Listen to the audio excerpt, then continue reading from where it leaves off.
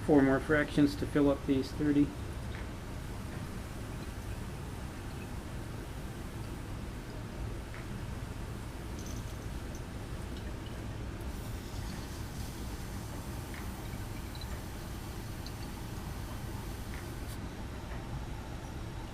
And that should roughly use up my solvent.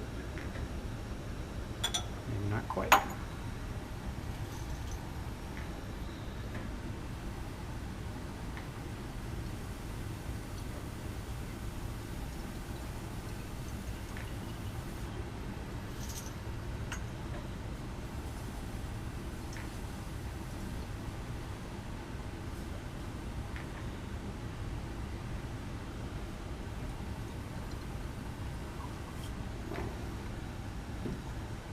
So at this point I need to run some TLC to find the compound, but I want to make sure that column doesn't go dry in case I need to collect some additional fractions.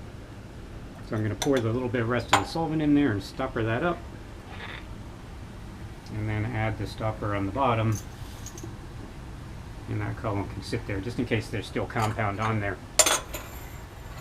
So the next step is to try to find the compound. Turn off the air here. For which we'll use TLC. Sometimes you can tell where the compound is by kind of pulling a tube out. And you sometimes see some condensate. Right? So you'll see, I don't know if I can see against the background here. You may or may not be able to see it. But there's a little bit of what I call a whiskey ring. You know, if you're looking at wine, wine has legs where the wine will condense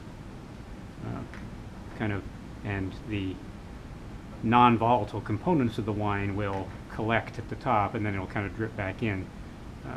So I call that a whiskey ring or a wine leg. So this tube clearly has something in it. We don't know what that something is, but we'll be able to tell by thin layer chromatography. And you can look at this one, and it looks like there's a little bit of solid there, right around the top. So I know that there's some compound in these fractions. This fraction 10 here, yeah, may or may not have, or sorry, that's fraction 6.